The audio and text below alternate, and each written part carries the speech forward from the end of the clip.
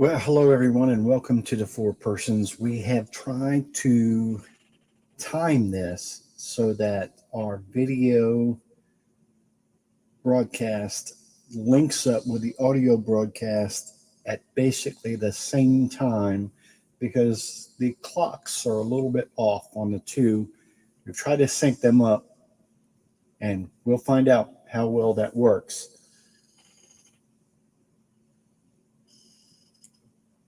I want to talk very seriously to all of you about what I think is a very serious issue facing our church. And Catholic historian E. Michael Jones, who is, a man of unquestioned knowledge and ability as a historian, a man who has met with popes. He met with John Paul II. He met with Benedict XVI. He has met with bishops such as Bishop Zonich and Bishop Perrick. His work is very studious and meticulous. And as a result, he's been attacked for a lot of it. He tells things as they are.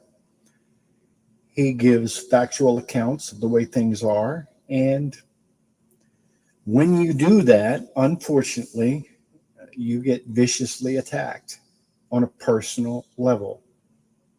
And we are no different. And I come to you as a person who fully admits that I have been given to emotional outbursts. I've been lost my own temper in the face of some of these personal attacks. Lost my own temper to a point that was not appropriate. Part of the human condition. Not making any excuses for it, just stating what is. And a lot of that has had to do with some online combat that we've had to do with other Catholics.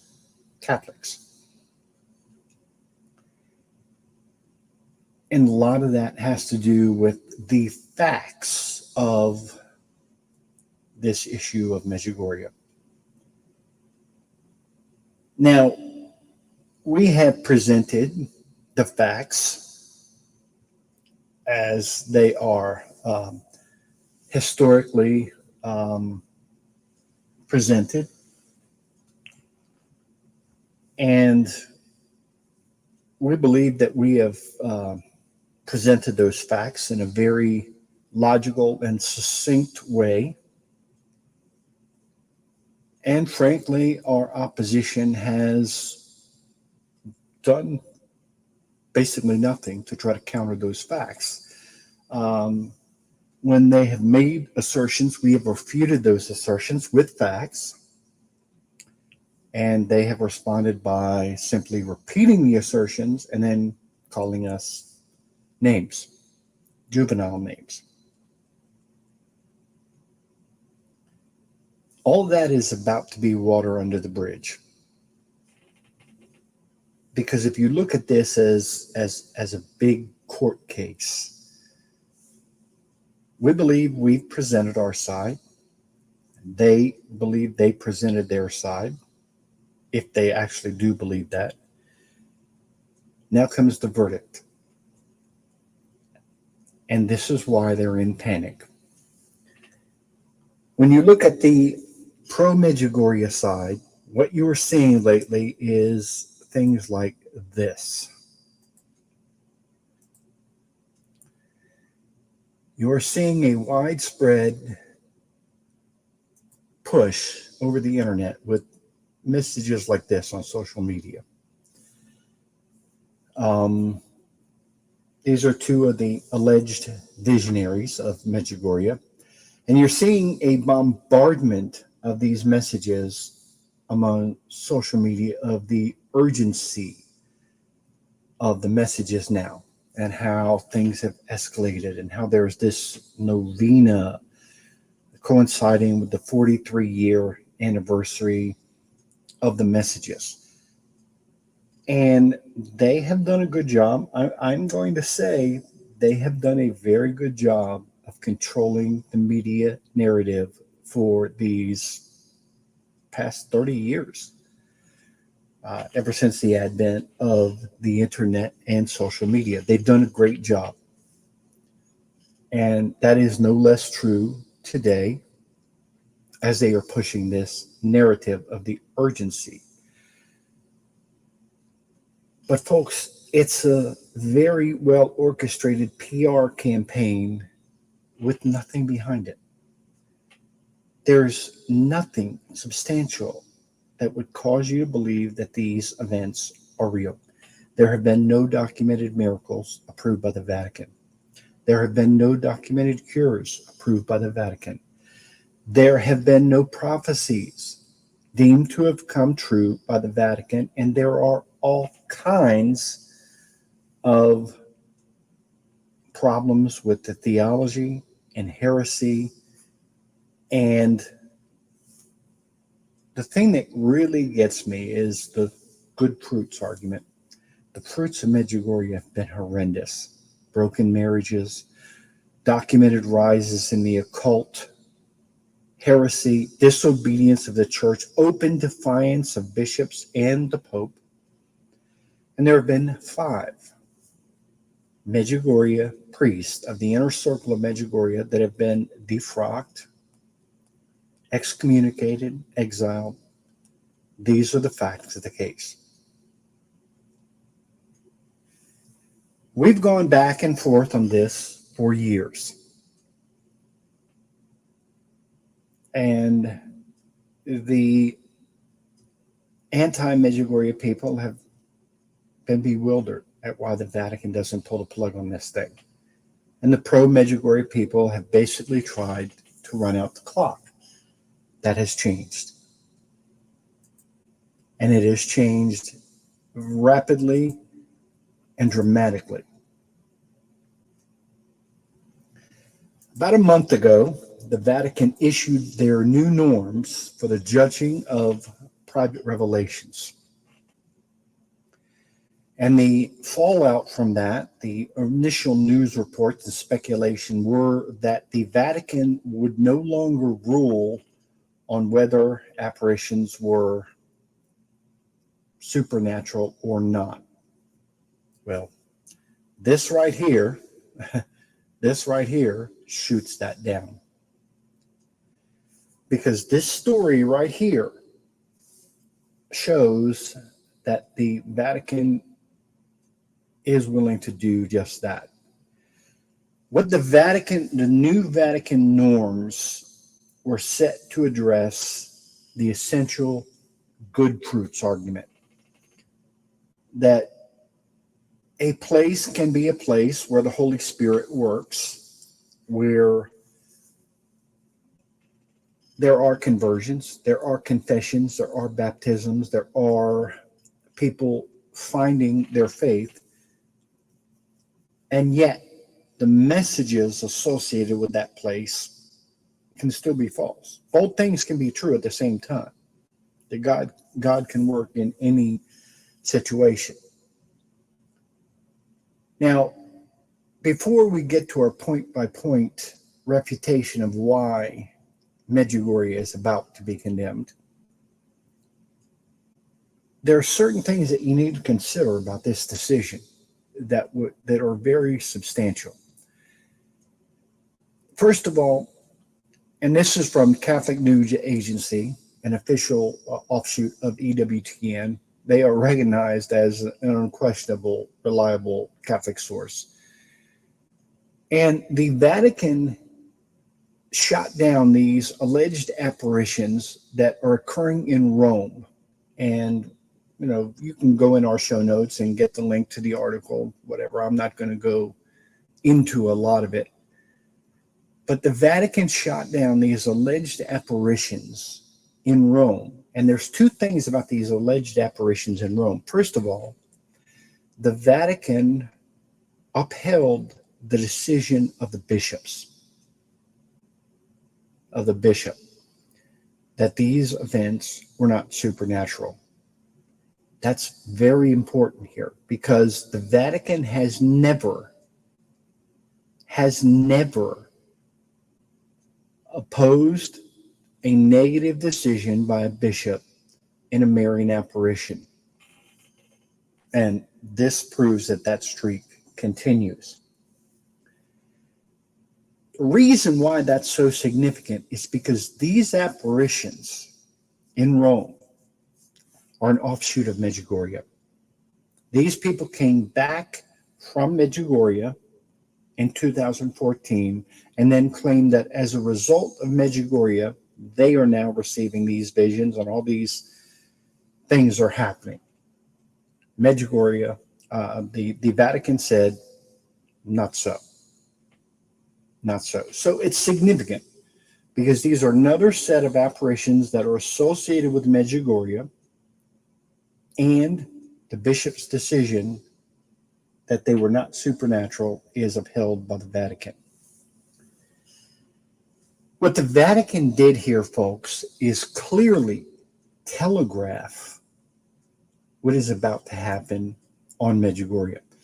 And right after these new norms were handed down, the Vatican spokesman stated that as a result of these new norms, they would be moving quickly to a determination on Medjugorje. And now they have showed their hand. They have showed the way that that determination is going to come. And you can tell by the shrill panic, animosity, anger, vitriol of the pro-Medjugorje people that they know which way this is going.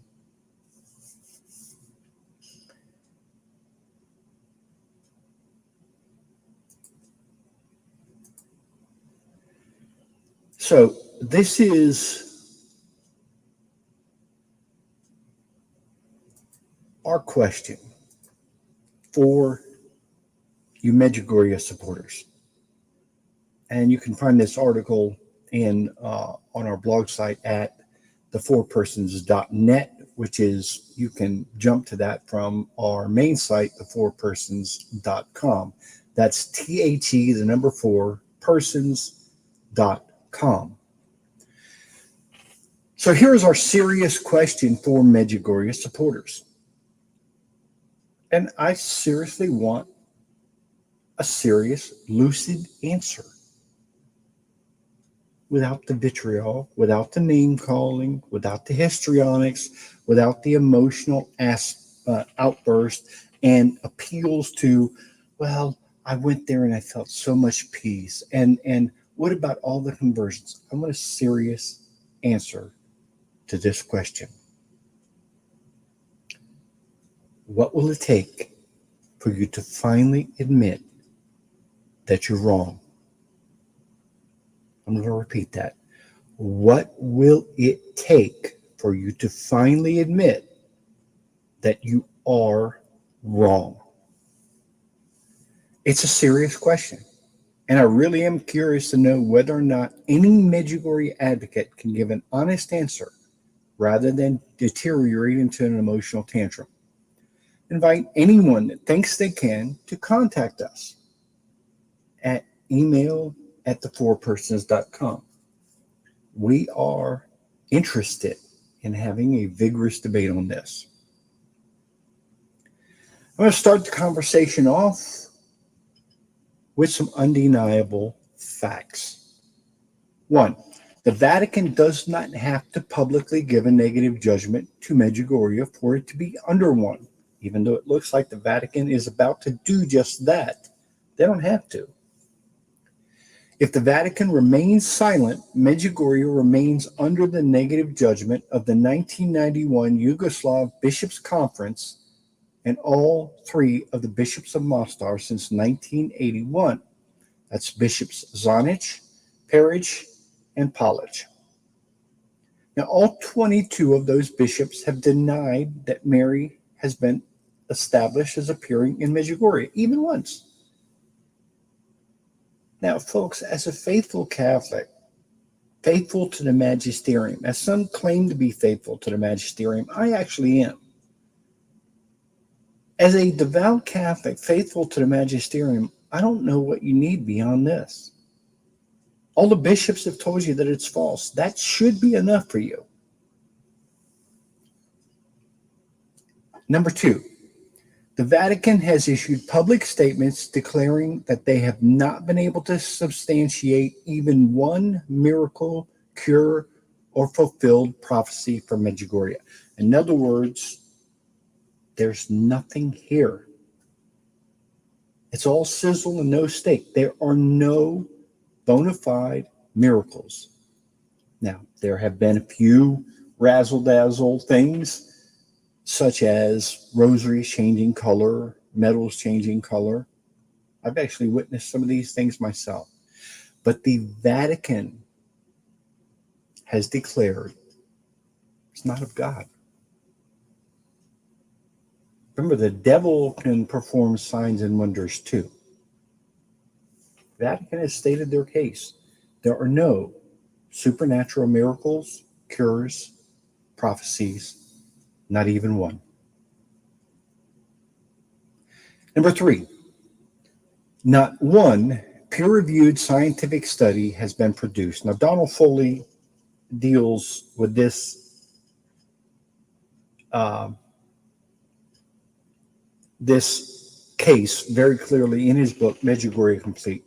There are many claims about, we've done this scientific study and we've done that scientific study.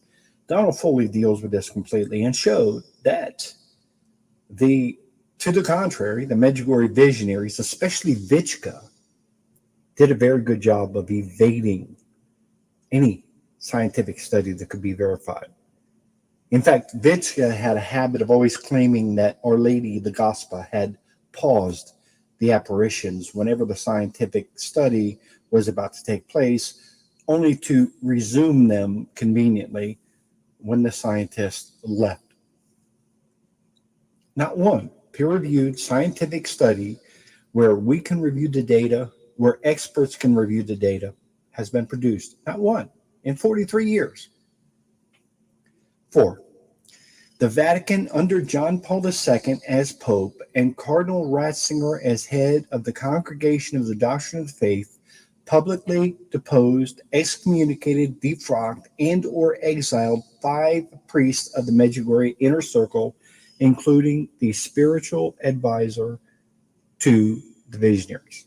This is a fact. It's not disputed. 5. The visionaries have become filthy rich from the events. They've all become multimillionaires from the events, and the lure of money is a compelling proof of authenticity. Okay? 6. The Ruini report concedes that the visionaries are dishonest, actors going through the motions, and addicted to money. This is what the Ruini report says. And we have a link to the Ruini report in the show notes. So if you don't believe us, you can read it yourself. Number 7. The Vatican this week, as we just told you, condemned yet another Medjugorje offshoot. Number 8. Video evidence exists proving the seers are faking the ecstasies. Now, we included that in the show notes. Proof. One of the visionaries, Vichka, is caught on film faking the ecstasy. Number 9. And this one is very important as it relates to personal attacks that are being leveled at me right now. The Vatican Secretary of State and then Cardinal Ratzinger publicly stated that assertions that Bishop Pavel Hanukkah, by Bishop Pavel Hanukkah that John Paul II supported the Medjugorje events are fabricated. The Vatican and the man who would go on to be Pope Benedict XVI said these assertions are false. So you had one source who is a person who was convicted in the Vatican banking scandal, who was connected to the condemned events in Denver, who was connected to the condemned events in Amsterdam, and he issues this statement that no one else corroborates, that John Paul II secretly supported the Medjugorje events, and Benedict XVI and the Secretary of State of the Vatican are both on the record, publicly documented, to saying these assertions are false. 10. 33 years have passed since the 1991 negative judgment, and 3 popes have not even attempted to overturn it. 11. Pope Francis in 2017 said bluntly of the current apparitions, quote, "This is not the mother of Jesus," unquote. Those are not my words. Those are the words of the Pope. 12. Even the Ruini report admits that there have been no apparitions of the Virgin Mary since July 3rd, 1981. Now, they hold out the possibility that Mary did appear during those first 10 days, 7 apparitions total. But even the Ruini report overwhelmingly asserts that there is no appearance of the Virgin Mary since July 3rd, 1981. So people who are saying that they believe in the Ruini report and they believe that Our Lady is appearing in Medjugorje, it's cognitive dissonance, folks. You either believe that Mary is appearing in Medjugorje or you believe the Ruini report. You can't believe both because they contradict each other. Now, I hold to the position, the evidence supports the position, and the Vatican will soon issue a declaration of the position that Mary has never appeared in Medjugorje, not once, not one time. 13. The Vatican has never overturned a bishop's negative judgment on a Marian apparition. That may be the most significant fact of all. It's never happened, not one time. Has a bishop given a negative judgment on a Marian apparition only to have the Vatican overturn it? Now, it has gone the other way. A bishop has attempted to give a positive judgment that's been slapped down by the Vatican. Perfect example of that is Amsterdam. Another example of that is Garabandal. But never has a bishop given a negative judgment that the Vatican didn't uphold. This is not the mother of Jesus. Now, this is the video showing Vichka faking the apparition. I'm not going to show it now, but it's on our site, the4persons.net. You can find this article and go in there, and I invite you, just hit the play button. Watch this video. It will convince you that it's an absolute fraud. Now, I really want someone to give me an honest answer. The 13 points above are completely factual, and no Medjugorje supporter will even attempt to counter them. And by countering them, I don't mean just denying it and repeating the same lie. Show me factual evidence that what I'm saying is incorrect. They can't do it. So the question remains, what would it take for you to admit that you're wrong? If you confront any Medjugorje supporter with this question, they will immediately turn it on you and ask you, well, what would you do? What would it take for you to admit that you're wrong? Fair enough. In the unlikely event that the Vatican instructed us to look past the mountains of evidence of the falseness and diabolical nature of Medjugorje, and they were to publicly decree that these events are supernatural and worthy of belief, despite every obvious evidence to the contrary, we would do so. We would understand this as some kind of epic test of our faith, but we would understand that we must trust Mother Church. We would submit in obedience. How likely is that to happen? It's impossible, folks. It's impossible. Never in the history of Marian apparitions has the Vatican stepped in to overturn the judgment of a bishop of jurisdiction. Now, that's at least the third time I've said that, but it bears repeating. It bears repeating because that's what would have to happen here. Now, is it theoretically possible that a bishop got it wrong and the Vatican would have to step in and overturn it? You make the case that it's possible. But you're not asserting that one bishop got it wrong. You're asserting that 22 bishops got it wrong. Medjugorje has been voted down by 22 bishops by a cumulative count of 22 to 0. 22 bishops voted that it is not supernatural. 0 have voted that it is. These are bishops of jurisdiction. I'm not talking about the Ruini report because the Ruini report is a non-binding opinion piece of people who didn't interview the relative witnesses. It is absolutely contradictory. It's the most schizophrenic document you will ever read. On the one hand, they call the visionaries liars, going through the motions, actors who are addicted to money. But then on the other hand, yeah, but we think the first 7 might be true. The Congregation for the Doctrine of Faith wanted to rip it up on the spot.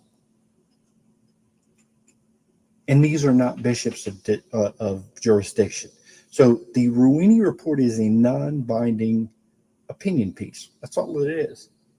Only becomes binding if the Vatican adopts it, which after 7 years, no, really, after 14 years,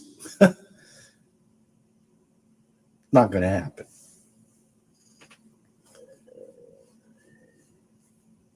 So you're trying to make us believe that the Vatican is going to overturn the judgment of 22 bishops. Now, I assert no Medjugorje supporter really believes that. They never believed that that was going to happen. They still don't believe it now. What the Medjugorje supporters actually believed and what the Medjugorje detractors actually most feared. Medjugorje was all but left for dead in the 1990s after the National Bishops' Conference voted it down by a vote of 19-0. However, in a move that can only be described as brilliant, Medjugorje promoters like Steve Shaw, the founder of Medjugorje Web, decided to circumvent the church by using the emerging technology of the internet to go directly to the people. They went around the church. Now, Steve's brother, Mark Shaw, was on our show. And he made it very clear that his brother knows it's a fraud. And we challenged Steve Shaw to come on here. He hasn't accepted the challenge, obviously. The lie perpetrated by the Medjugorje proponents is twofold. First, it centers around the alleged motivations of the bishops, suggesting that they were somehow compromised or biased in some way. And the second part of the lie is that as a result of the first part, the flock, that's you and me, are not obligated to be obedient to their negative judgments. Now, both these assertions are patently false. Medjugorje proponents have successfully duped millions of people into believing that only a negative judgment from the Vatican could prevent them from promoting these events. That's false. Vatican could say nothing, and the 1991 condemnation of these events would stand. The exact opposite is the case. Only by overturning of the bishop's determination could Medjugorje be approved for promotion as a supernatural event. The Vatican would have to intervene and overturn the bishop's declaration in order to make this, in order for you to be allowed to promote it. The Medjugorje proponents are alleging that you're allowed to promote it until the Vatican says otherwise. No, you are not allowed to promote it until the Vatican says otherwise. That is where we stand now. So, anyone openly promoting this event as authentic is committing the sin of formal heresy. That's a fact. To their credit, the pro-Medjugorje crowd has been largely successful in their propaganda campaign in convincing millions that it's okay to promote Medjugorje until the Vatican says otherwise. There are two ways for the Medjugorje events to stand under a negative judgment. The first is for the Vatican to publicly affirm the negative judgments already made by giving their own negative judgment. Examples where this has happened are Amsterdam and Garabandal. Or two, for the Vatican to affirm the negative judgments by silence, by not doing anything, by allowing the negative judgment of the bishop to stand. Bayside, New York is one example where this has happened. Medjugorje supporters thought they had us checkmated, but the game has changed. Both Medjugorje supporters and opponents had come to the same conclusion about the Vatican's action. And E. Michael Jones openly stated that he believed that the Medjugorje supporters would get a de facto win in this case. This was to the delight of the supporters, and it was to the angst of opponents like us. And that was that both camps concluded the Vatican would do nothing. Now, what would that mean? Well, it would actually mean that Medjugorje stands condemned. What the pro-Medjugorje people would claim and what they want you to believe is that it would mean that everyone can decide for themselves. Oh, we have different opinions. People can disagree. People of good conscience can have different opinions on this. Blah, blah, blah, blah, blah. That is a lie, but it is a lie that they've been very successful in convincing people was true. The game has changed.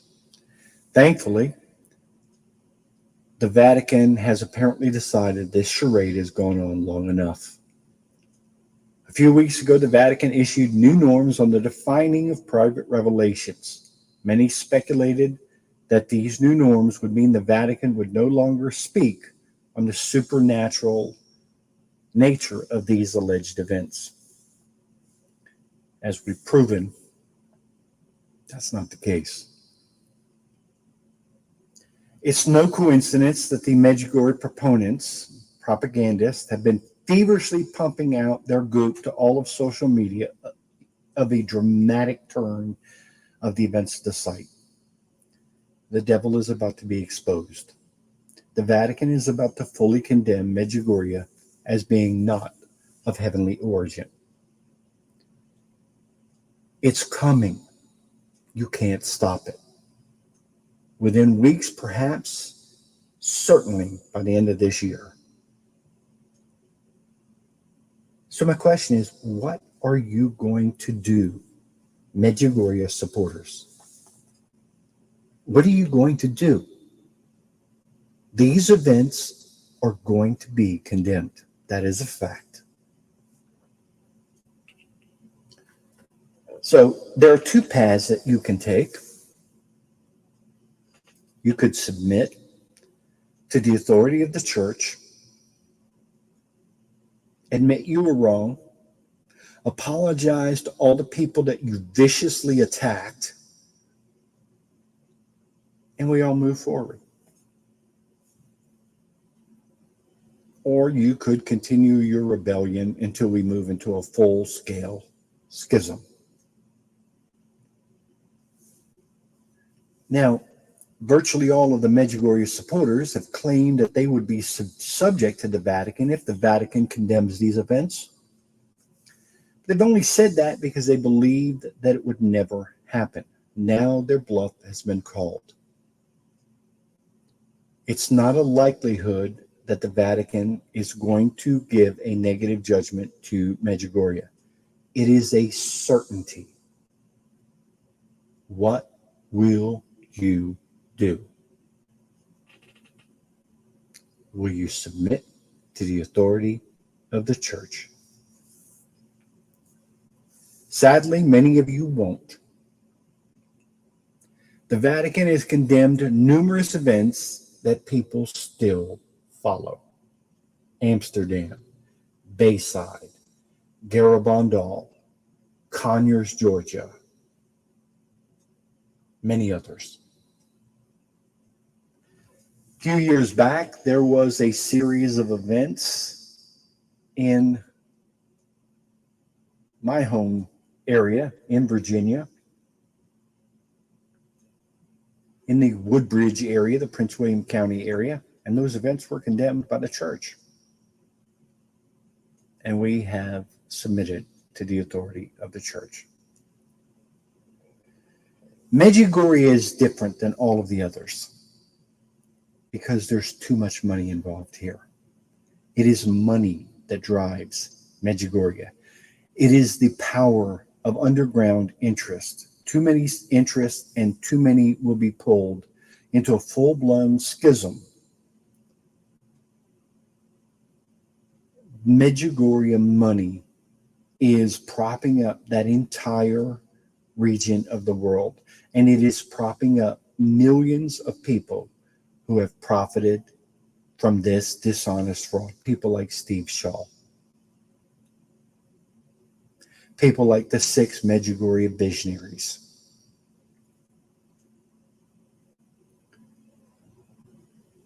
My fear is that once Medjugorje is condemned, and it will be, we're going into a full-blown schism.